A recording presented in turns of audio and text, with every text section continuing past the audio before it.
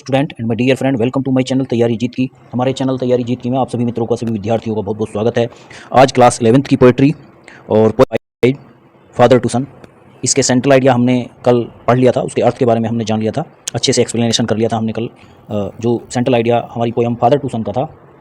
आज stanza explanation देखते हैं और स्टैंजा पर बनने वाले जो क्वेश्चंस हैं, जो स्टैंजा बेस्ड क्वेश्चन हैं, उन क्वेश्चंस के बारे में हम जानकारी प्राप्त करते हैं। तो स्टार्ट करते हैं पोएम फादर टू सन और स्टैंजा एक्सप्लेनेशन, स्टैंजा नंबर 1 का। तो देखते हैं, स्टार्ट करते हैं। आई डू नॉट अंडरस्टैंड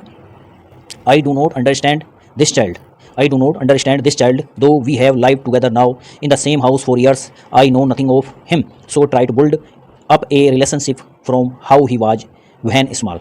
ये इंपॉर्टेंट है, एक बार ध्यान से देख लेंगे इसको। देखिए, इसमें बताया गया था कि जो पिता पुत्र के जो बीच रिलेशनशिप है, उस रिलेशनशिप के बीच, उस रिलेशनशिप के बारे में जो है यहाँ पर बात की गई है। तो इस कविता में, इस स्टेंजा में क्या बताया गया है कवि के द्वारा, ये देखते हैं। I do not understand this child, मैं इस बच्चे के बारे में नहीं जानता हूँ।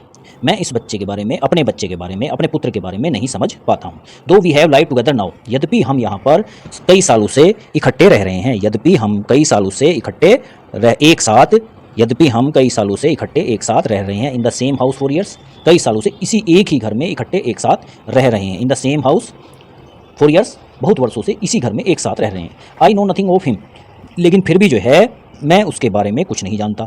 आई नो नथिंग ऑफ हिम, फिर भी मैं उसके बारे में कुछ नहीं जानता। So try to build up a relationship from how he was when small, इसलिए मैं एक रिश्ता बनाना चाहता हूँ। किसके? अपने और अपने पुत्र के बीच। इसलिए मैं अपने और अपने पुत्र के बीच एक रिश्ता बनाना चाहता हूँ, एक संबंध बनाना चाहता हूँ, जो हमें उस समय से जोड़ सके जब वह छोटा बच्चा था, जो हमें उस समय से जोड़ सके जिस समय वह छोटा बच्चा था। तब से और अब तक हम एक दूसरे को जो है ठीक से नहीं समझ पाते हैं, तो हमारे बीच में एक अच्छा संबंध यदि बन जाएगा, एक दूसरे के लिए अंडरस्टैंडिंग बढ़ जाएगी, तो हमारे बीच का जो रिश्ता है वो बहुत ही सरल और अच्छा हो जाएगा। तो देखते हैं इस पर बनने वाले जो क्वेश्चंस हैं, क्वेश्चंस के बारे में देखते हैं। इसका हिंदी अनुवाद भी मैंने लिख दिया है नीचे, एक बार उसको भी हम देख सकते हैं। क्वेश्चन नंबर 1 क्या है? Who does not understand this child, इस बच्चे को कौन नहीं समझ सकता है, कौन नहीं समझता है, इस बच्चे को कौन नहीं समझता है? तो उत्तर आया है the poet does not understand this child, कवि इस बच्चे को नहीं समझता है। किसको? जो बच्चा है, जिस पिता पुत्र के बीच के वार्तालाप की बात चल रही है, तो वो बच्चे को नहीं समझ पाता है। Question number 2, where have both of them live for years, कहाँ पर वो दोनों एक साथ वर्षों से रह रहे हैं? आंसर उत्तर में आया है both of them have lived under the same roof for years, वो दोनों जो है वर्षों से एक ही छत के नीचे कई वर्षों से रह रहे हैं। Question number 3, what does he know about his son, वह अपने पुत्र के बारे में क्या जानता है? तो आंसर है he knows nothing about his son, वह अपने पुत्र के बारे में कुछ भी नहीं जानता। He is completely a stranger to him, वह अपने पुत्र के बारे में पूरी तरह से अनभिज्ञ है, उसके बारे में पूरी तरह से अपरिचित है। अब देखते हैं इसका जो ऊपर जो स्ट्रेंजर निकला है, उसका हिंदी अनुवाद मैंने लिख दिया था, एक बार देख लेते हैं उसको। अगर आवश्यकता पड़ती है तो बार बार हम इसको देख लेंगे। मैं इस बच्चे को नहीं समझता हूँ, यद्यपि हम सालों से एक ही घर में अब तक एक साथ रह रहे हैं। मैं उसके बारे में अभी भी अनभिज्ञ हूँ, कुछ नहीं जानता हूँ, इसलिए मैं उसके साथ एक रिश्ता बनाने का प्रयत्न कर रहा हूँ, तब से जब से वह छोटा था। तो इसके बाद स्टैंजा नंबर 2 है, पहले इसको पढ़ लेते हैं, उसके बाद इसका अर्थ देखते हैं, उसके बाद जो है इस पर बनने वाले प्रश्नों के बारे में जानेंगे, ये भी इंपॉर्टेंट है।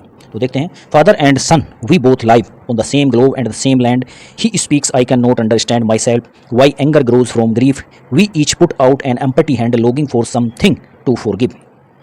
देखिए कवि क्या कहने का प्रयत्न कर रहा है इसमें।